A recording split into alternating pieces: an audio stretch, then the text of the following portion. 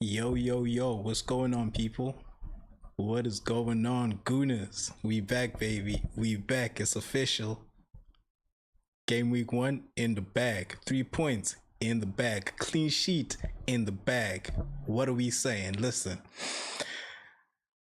Manchester United 1, Arsenal. Ooh, that's my bad. Gotcha. Manchester United 0, Arsenal Football Club 1. Old Trafford, we did it again. Arsenal, we did it again. The most unlikely source to score a goal, by the way, right? Declan Rice, corner, Calafiori on the far post. Man United goalkeeper with a howler, by the way.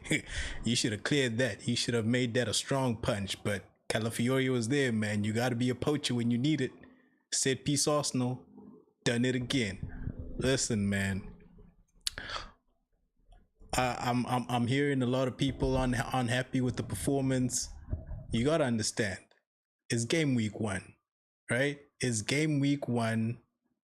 You're on the road to Man United, one of your biggest rivals in the league, in world football, pretty much. You know what I mean? You can't be mad at going to Man United, Old Trafford, and coming away with a 1-0 3-point win, clean sheet. Game week 1 of the English Premier League, right? You can't be mad at that. Let's be serious, Arsenal fans. Let's be serious. When we look back at that game, we can't look back with complaints. We can't be whining. All right. I understand reflecting, wanting to be better. Okay, but you can't start calling for manager's job, right? Off of one game, a game that you won, clean sheet, on the road to Man United again. Right? So listen, again, it wasn't a great performance, but defensively, we look pretty decent. All right, we look pretty decent. That have we kept a clean sheet throughout our preseason? That might be our first, if not second. I can't remember. Did we concede against Bilbao? I don't think we conceded against Bilbao, but that's quite possibly our best defensive performance since preseason, right? Not much to write home about because there was still a few errors, a few niggles to sort out. Ben White getting turned by Cunha. That Cruyff turn Cunha did on Ben White. Yo, just before he got substituted, just before Ben White. Wow, listen. You see that and you think to yourself, listen, Julian Timber's your right back, so let's not worry too much about that, right? Guys are worried about Miles Lewis-Skelly starting off the season on the bench, Thomas Tuchel in the stands. Don't worry about that, right? Miles Lewis-Skelly's 18 years old. He will get his opportunities, right? He will get his opportunities. I'm pretty sure Arteta will rotate, right? Kivio's quite possibly going to be sold, meaning Calafiori is going to start playing more in the centre-back position. That'll leave a lot more opportunities for Miles Lewis-Skelly. So let's not get too ahead of ourselves, right? Now, if you're gonna be, listen, let me actually just go through the whole team. David Raya was pretty solid. I mean, apart from a few stray balls and distribution, David Raya was pretty solid. He had a decent game. He saved quite a few opportunities, actually. Man United, I mean, Buemo had a header on goal. I think it was header on goal towards the end of the game, right? The shot in the first half that he just tipped wide. Whose shot was that? Was that Cunha? Matheus Cunha shooting from the left hand side, from United's left wing. David Raya low to his left, just tips it out wide. You ask me, David Raya is man of the match. All right. So David Raya had a good game. I mean, distribution can improve. I'm sure will improve. You got some quality backup as well, Kipa Balaga, giving him good competition. So I can only believe the performances will get better as the season goes on. You look at right back again, Ben White. I don't know, preseason he looked like he was getting back to his best, and then you watch him getting Cruyff turned by Matthias Cunha, and you're like, wow, wow, what was that? But you know what? You just look at that and you say, again, game week 1, you see where you made your mistakes, you see where you can improve, and you understand you got competition in Jury and Timber, right? You understand that, and you keep it moving, right? Defense kept a clean sheet. You can't hate too much on that. William Saliba, few great blocks, right? Few great blocks. I see a lot of people crying about, oh, it should have been a penalty on Cisco. Saliba, that's not a penalty. That's not a penalty. Saliba put in the challenge. He didn't kick through Cisco. Cisco actually fell back into him, right? And the block was made on the ball. So that's actually not a penalty as far as I'm concerned. Overall, again, defensive awareness can be better, but again, it's a clean sheet, right? Gabriel Magalhaes, same thing, right? He actually had a great game. He actually had like a number of great blocks on the ball, right? Marshaled the defense well, directed play decently well as well ahead of him, telling men where they had to be, right? Good game. Good game. You look at Calafiori on the left.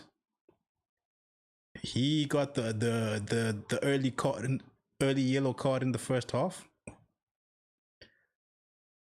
Maybe you shouldn't be getting into them challenges so rashly, but overall he came back, got the winning goal, the only goal, the only goal, right? Albeit the goalkeeper probably should have dealt with that better, but listen, Calafiori don't give a hoot about that. He was there poaching. He got the goal, right? You want to see a lot more of your fullbacks doing what he does, bombing on the overlap, right? And for the most part, I mean, he was actually looking one of our better attacking options, because like he actually shows a lot of pace when he bombs up that left hand side. So Calafiori had a good game. I can't complain. Yellow card. That's probably the only reason he got pulled at the end of the game for Miles Lewis-Skelly to come in, because of that yellow card. You don't want to risk it. So you know what? Good game overall. We keep it moving, right? Into our midfield, right? I was hoping coming into the game we were going to play the 4-2-3-1 formation, but it seemed like we were playing 4-3-3.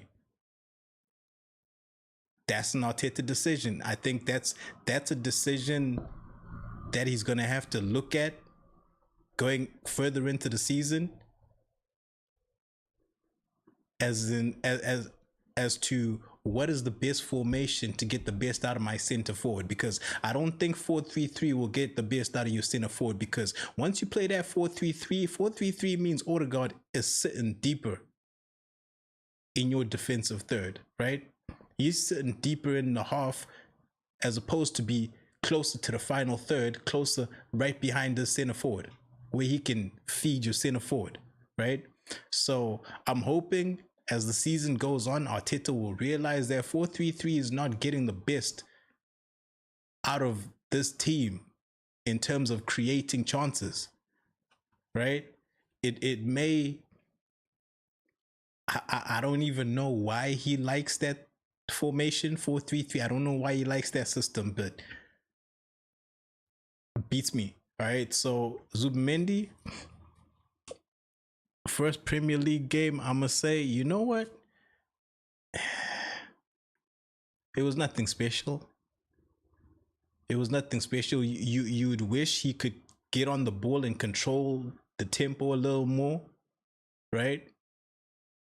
Playing that deeper lying midfield position.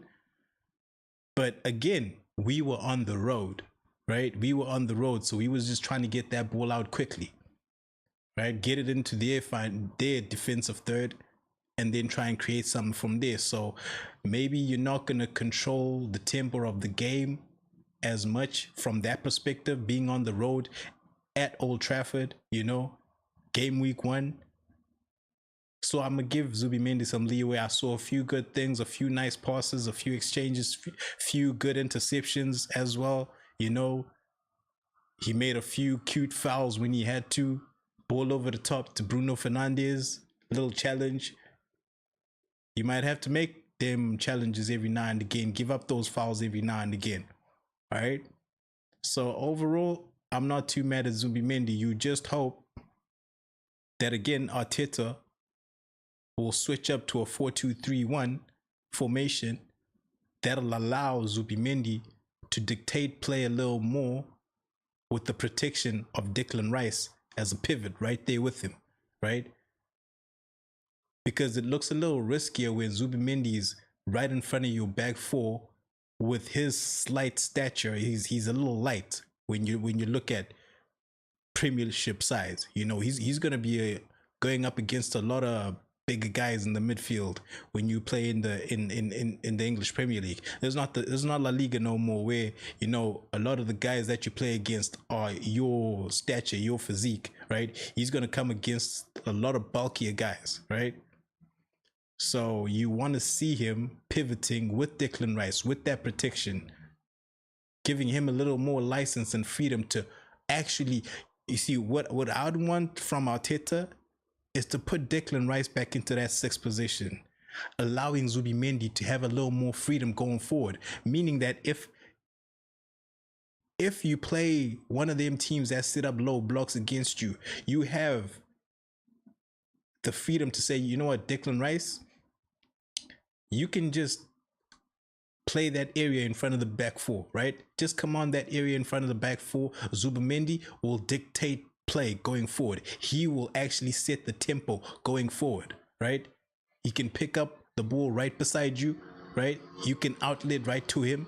He can pick up the tempo, play it forward, dictate the game going forward, put it through to Odegaard, who will be sitting right behind the center forward in that 10 position, in the middle, centrally, where you want your 10. Because right now, you look at Martin Odegaard's coming right, like they playing Zubimendi, Declan Rice, Odegaard in front of the back four, in front of their own back four. That's how they playing.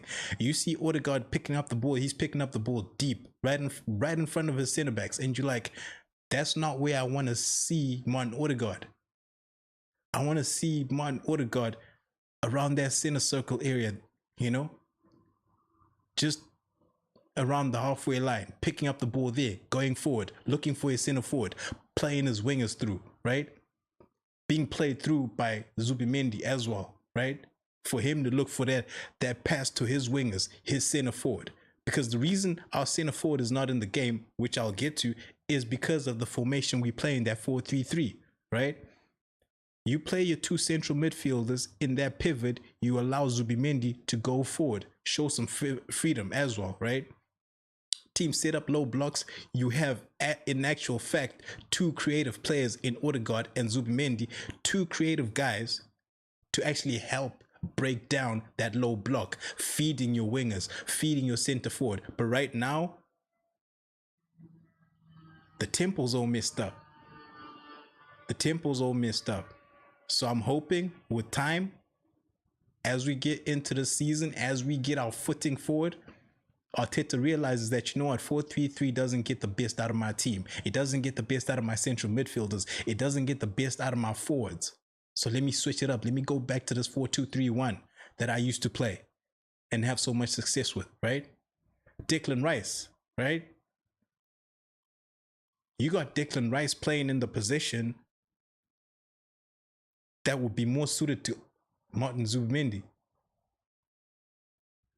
You want Declan Rice again sitting in front of that back four, just commanding that area in front of that back four. And when he gets the opportunity, he bombs upfield with a driving ball, especially when you're on the break. He gets that interception and he just bombs right through. That's what you want to see from Declan Rice. You don't want to see him hugging the left touchline, trying to create something. He's not that kind of player. You got to remember, as good as Declan Rice is, this guy started off as a center back, right? At West Ham. Moyes seen, okay, this guy's actually quite talented. So what am I going to do with him? He can drive the ball. He can play the ball at his feet reasonably well. So I'm playing him in that defensive midfield position. And that's where we signed him. That's where we paid £105 million. That's why we paid £105 million for Declan Rice, because we seen him playing that sixth position and we were like, okay, we'll have some of that. And then as soon as he arrives at Arsenal, he plays that position, gets into the team of the season, and the very next few seasons, he's being thrown off to the left 8 position. And now, all he's giving you is every now and again, he'll break up play in the other team's defensive third. But besides that, what are you getting from Declan Rice? Set pieces. He's taking corners. He's taking free kicks. That's the best that you'll get from Declan Rice. And you're kind of limiting his game. Put him in that 6th position. Let him command that area in front of his back 4. And then every chance he gets, he can bomb upfield, driving the ball through the midfield, right? That'll give you a lot more control. That will give Zubimendi and Odegaard that much more freedom to, if teams set up low blocks, right? You have 2 creative players who can actually pick out passes, put their forward players in, right? Martin Odegaard. I'll come back to Martin Odegaard, right? Like I say, the formation 4-3-3. You're playing with 3 central midfielders instead of 2, and an attacking midfielder. Who's Martin Odegaard? That's Martin Odegaard. That's the role Martin Odegaard should be playing. Attacking midfielder, right? But now you're playing 3 central midfielders. You're playing 2 8s. You're playing a 6 and 2 8s, right? Of which you're playing the wrong 6. You're playing Zubimendi as your 6 instead of Declan Rice as your 6. Right? So you got that whole switched up, right? You got that all confused up to the point now where your fullbacks are tucking into midfield and pushing your central midfielders out wide. It's like you think you're doing something smart, something clever, something creative, but you're defeating the whole purpose of the positioning of your players, right? You're taking everyone out of their best position. You're taking everyone out of where they actually function well, right? Instead of allowing your fullbacks to bomb forward, hugging touchlines, right? Every now and again, fine, sure, you can cut in. But predominantly, I need you to overlap. I need you to give your wingers some help on that touchline. Allow your wingers to cut in and help out your center forward, right? Interplay with the center forward whilst you bomb in and put the crosses in. But now you got your fullbacks tucking into midfield, which now congests your own midfield. And now your central midfielders, your 2 8s, have to do what now? They got to go play out wide. Which means what's happening now? You got Declan Rice on one end hugging the left touchline. You got Martin Odegaard playing with Bukayo Saka damn near all the time on the right touchline. Where does that leave Victor Gyökeres? We're going to get to that. We're going to get to that just now, right? But now where you want Martin Odegaard is tucked in right in the center, behind the center forward, where he can just play those little balls, put Victor Gyökeres in, put his wingers in, right? That's what you want from Martin Odegaard.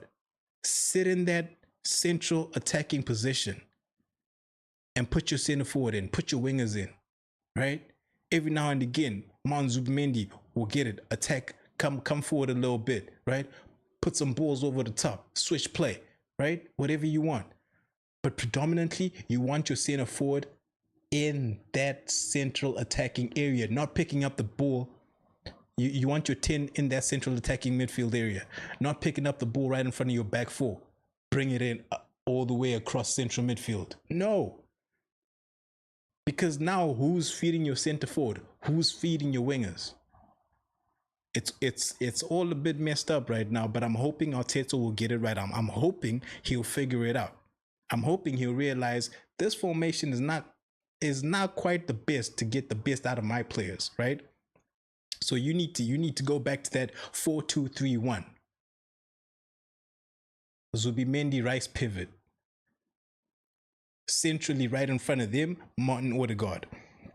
And then you got your two wingers. And then Mikel Arteta is trying desperately hard to give Martinelli a chance. And Gabriel Martinelli's been frustrating for the past season, right? Because he'll get the ball at his feet, he'll put his head down, and he'll just run into traffic or run the ball out of play. And you're thinking to yourself, why exactly is this happening? And you want to predominantly blame the player because you look at the other side, right? Fair enough, Saka does have your attacking 10, your creative player in Odegaard playing right beside him. So that kind of helps him get through the traffic as well, you know? But Saka, you don't see him just putting his head down and running into traffic or running the ball out of play. You see him consistently trying to go at players, create something, pick out a pass, put a cross in, right? With Martinelli, let me not give it a high percentage. Let me say 60-70% of the time it's head down, running into traffic, running the ball out of play. Maybe if he sat Odegaard in that 10 position, central attacking midfield position where I'm saying, in that hole, maybe that gives Martinelli a little more freedom because now he's getting the support of his 10 as well. He's got his center forward right there as well. He's got his fullback bombing out, right, with the overlap. So he's not got 2-3 defenders just building a wall in front of him where he's just putting his head down and running into traffic, right? So you gotta help your team out to bring the best out of themselves. Because if the manager doesn't set up his team well enough, the team is gonna underperform, and then you're gonna start picking up bad performances like, oh, you're not playing your best, right? But ultimately, is my manager setting me up to bring the best out of me? That's what you got to think now.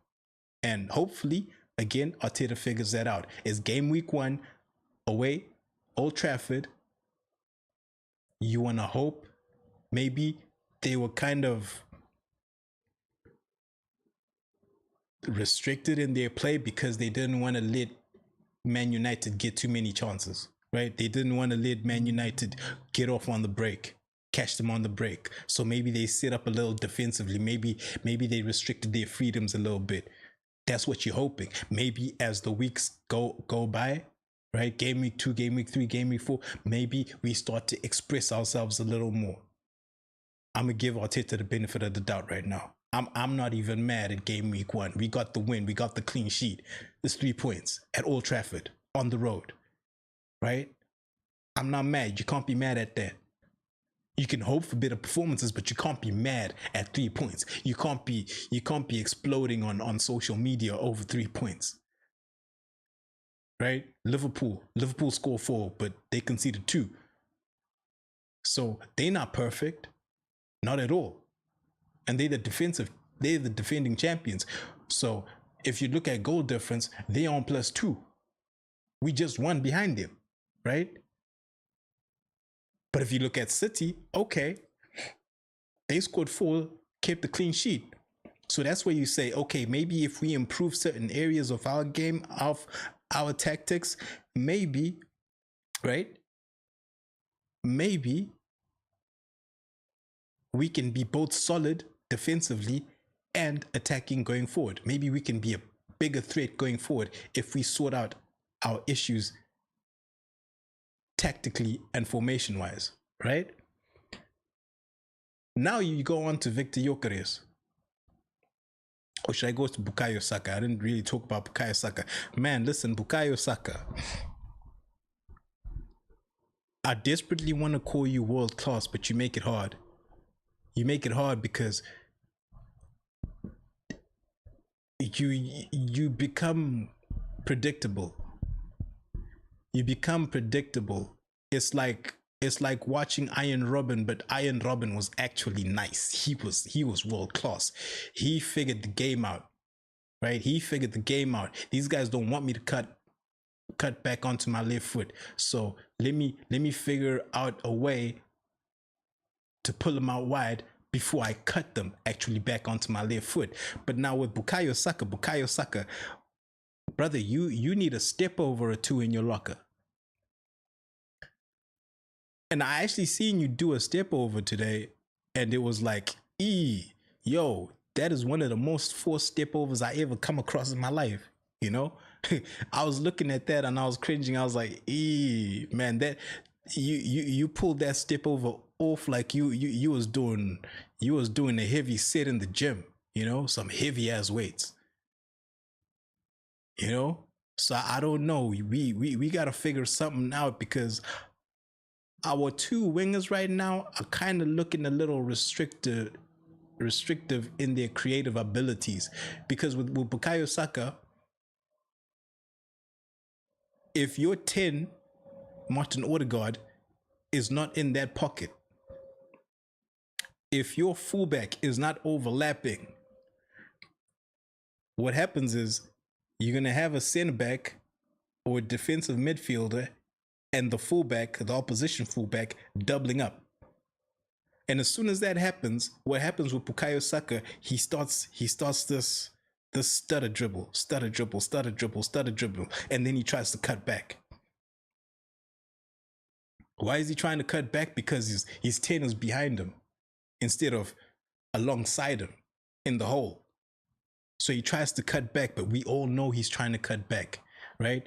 Whereas if you had a step over, you could put that ball on your right foot, right? Push it like you're going wide, fake like you're gonna go wide again and cut back with your left foot. And you got a whole view of goal. You got a whole view of goal. You got your whole view of your center forward in the middle. You got your 10 in the hole, right? So you just hoping that Bukayo Saka can just open up his locker a little more. Just open up your locker. Practice some step overs, brother. Because when you do that stutter step, and try to cut back in, it's becoming a little too predictable, right? Even like a defender who watches your tape will know, okay, I'm going to just watch his dribble, and I'm going to just try and cover the inside because he's going to try and, he doesn't have any tricks. So he's going to just keep that ball on his left foot with that stutter dribble and then just try and cut back in. So you got to open up your locker, buddy. You got to have a little more in your bag, some step overs, brother. Left step over, right step over, cut back inside, or just right step over, cut back inside, Make these defenders think, brother. Because right now, you are actually becoming predictable. You look at that, if you watch that Chelsea game, you look at that Esteval when he came on, wow.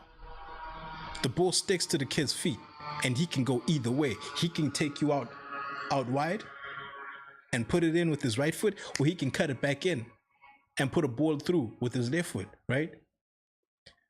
You look at Man City, Oscar, Bob. That kid is bits. Wow. I was looking at that kid thinking, oh my God. Another one. Man City have another one. If you can just put a little more in your locker, because these kids is coming for you. Bukayo, these kids is coming for you. Max Dauman got pace.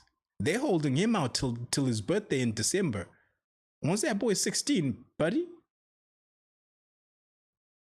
we might just start seeing you getting subbed off. Because that kid is an actual threat. Max Dauman can go wide, can come back inside. He makes defenders think. Obviously, you've been around longer, so defenders have had a chance to watch you and figure you out.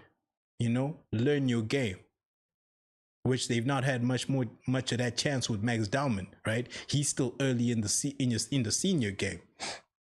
So after a time, they will figure his game out too, or at least try to, if he doesn't have anything different. But to his credit, Max Dowman, he seems to be a little more skillful than you.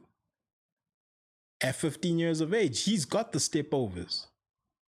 He's got the drop shoulder, come back inside, drop shoulder, go out wide, right? He's got that game. So listen, I'm just saying, Bukayo, I love you. I love you. And we got the win. So I ain't mad at you. But just open up your game a little more, bro. Get in your bag. And if it ain't there, get it in your bag. Get it in your locker.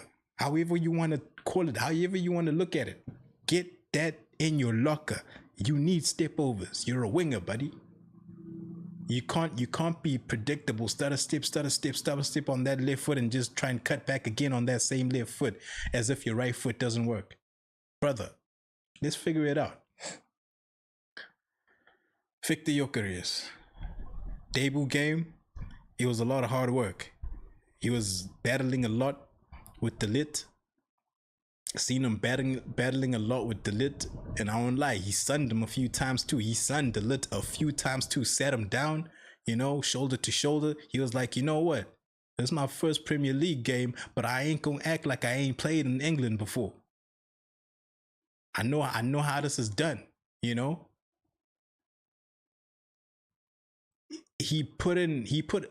Gyökeres put in a shift.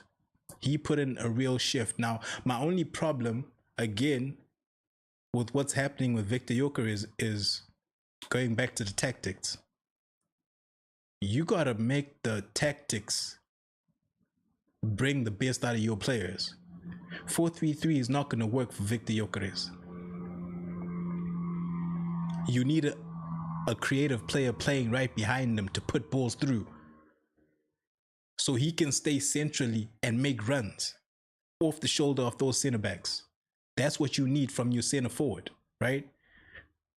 Now, again, if Martin Odegaard is coming off that right-hand side, coming from deep, coming from his own defensive third with the ball, who's got the ball tucked in right behind Victor Gyökeres? There's nobody there. Now, again, we were on the road, first game of the season. So maybe it was more of a, let's just go in there, keep it tight, keep numbers behind the ball,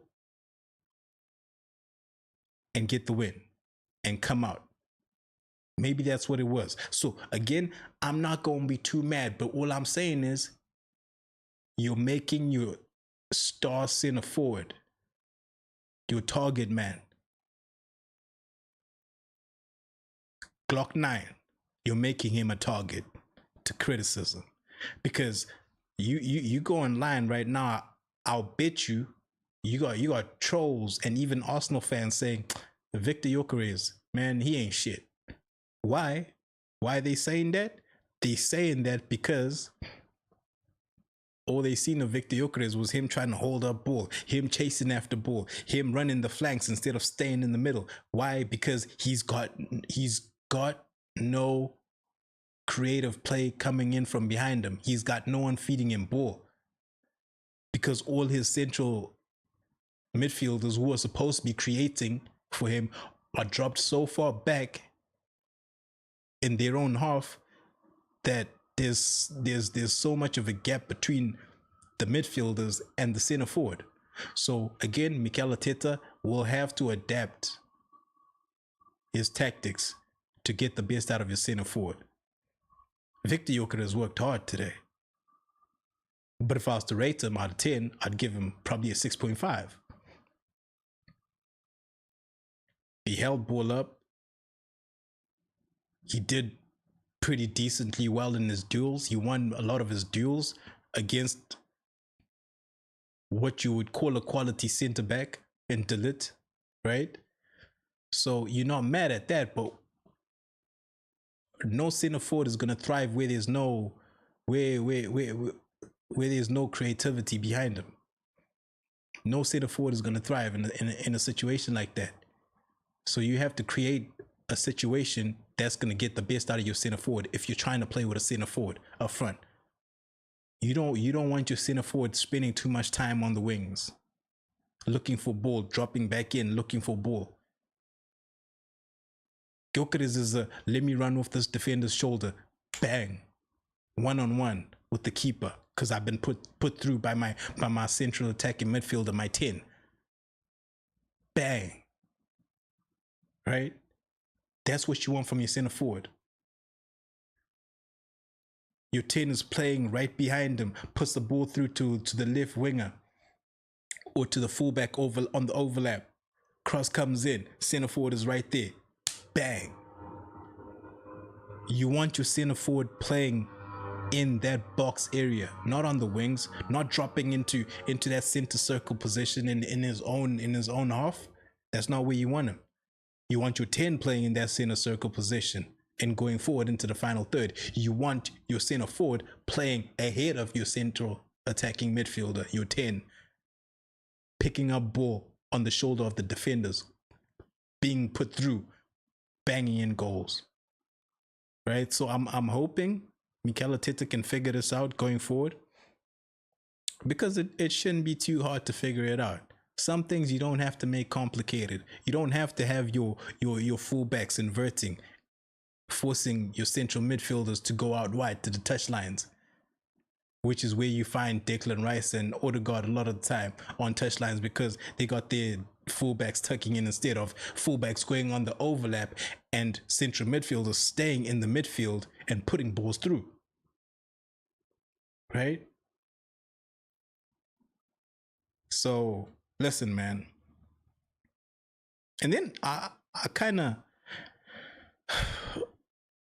saw Mikel Arteta pull Victor Gyökeres out in the 59th minute, and I thought to myself, man, you just couldn't wait to get Kai Havertz into that game, could you? And then I thought to myself, you know what? Victor Gyökeres has had a tough game. He's had to fight a lot of duels. You're on the road. Let's not get him too frustrated. It's game week 1. He's had a taste of Premier League football. Put Kai Havertz in there. Let him fight those battles for the last 30 minutes. And I was like, you know what? I'm not too mad at that. But going forward, right? You don't want to make that a habit. Pulling your center forward off that early into the second half. You're like 15 minutes into the second half and you're pulling your center forward off. Going forward into the season, you want Victor Gyökeres playing those last 15 minutes of the game, because that last 15 minutes of a game is a striker's paradise. Because at that point, if you're bringing in attacking options, right, to support your center forward, you must remember your opposition defense is a little more tired now, especially with the kind of battles that your center forward has been putting them through, right? Hard shoulder budges, you know what I mean? You bring in, you sub in a new left winger, a 10, bring in pace into the midfield. All of a sudden, you revitalize your center forward. Your center forward starts getting revitalized, starts energetic. He starts making runs in because he's expecting, okay, I've got a little more pace that's been brought in for this final 15 minutes of the game. This defense is tired because I've been pushing them around. I've been mugging them off. So maybe now I can get one through. I can get a ball through and just finish it, right? You want your center forward in the game for that last 15 minutes of the game.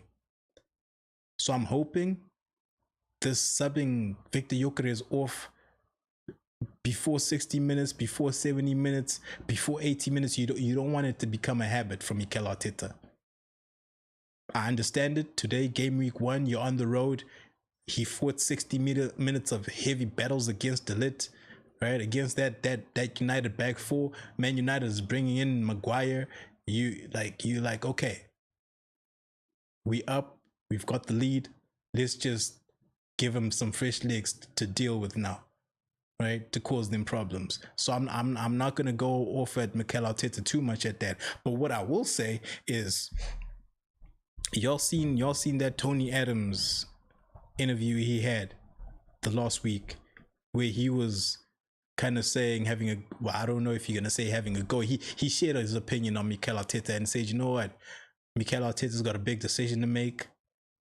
what you want to see is him actually taking the armband off of Martin Odegaard and handing it to Declan Rice, because Declan Rice is more of a leader that you want to drive your team forward. He's more of that leader who will actually drive your team forward when maybe you need a little more extra grit, right? And he gave another reason. He was like, because you find like a lot of the times Martin Odegaard is the one who gets pulled off, substituted. Declan Rice will play through a lot of your games. And then, funny thing, game week 1, you got about 15 minutes to go in the game and Declan Rice is getting pulled off. I saw that and I was like, whoa. Odegaard played 90 minutes. He played the whole game. Martin Odegaard played the whole game. Right? Martin Odegaard played the whole game. Declan Rice got pulled with about 10, 15 minutes to go. And I was like, yo, what's Arteta doing? Because as soon as Declan Rice went off, we kind of started giving up a little too much ball in that midfield area. You know, we didn't have anyone to put in that challenge in that midfield area. And that's what Declan Rice does. That's what he gives you. He gives you that pace in the middle. Marino will try to get around, but he doesn't offer you as much dynamism as Declan Rice will. And I thought to myself, wait, is Mikel Arteta trying to rewrite the narrative? Because he heard Tony Adams saying Martin Odegaard is always getting pulled off before the end of the games, and you want your captain to play through the whole game. And now try to rewrite the narrative, starting to pull off Declan Rice. Because Declan Rice didn't look like he was struggling. I don't know. I might be wrong, but he didn't look like he was struggling. So I was kind of surprised when he got pulled. But listen, that's just my observation. I very well could be wrong, and I hope I'm wrong. I'm hoping it was just something Mikel Arteta saw in the game and he thought, listen, let me put Mikel Merino in there, keep Martin Odegaard in there, and see what happens. So, hey, game week 1, 3 points in the bag at Old Trafford. United, we done you again. Listen, man, this is that Excalibur clock end. Thank y'all. My name is OGDBNK, done being nice, now normal with a K. Like, subscribe, leave a comment, people. Leave us a comment. Leave a subscription. Let's grow this community, people. Let's grow this community and see where we end up at the end of the season, right? See where we end up at the end of the season. That's all we want, guys. We want to lift trophies.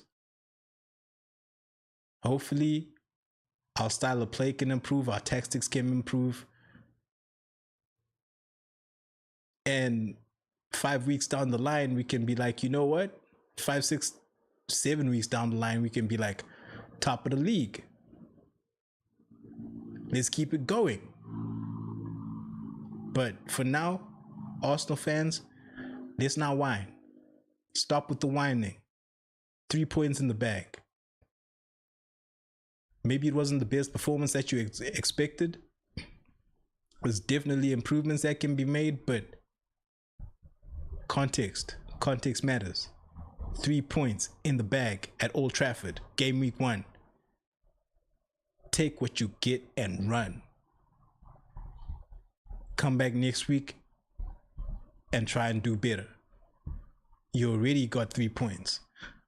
So doing better in the next game is going to mean 3 points plus a better performance. So let's stop with the whining. All right. Hopefully we can get a few more transfers in before the end of the window.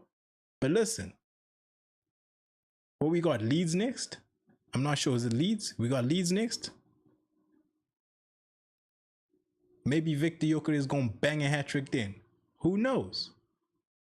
But yo,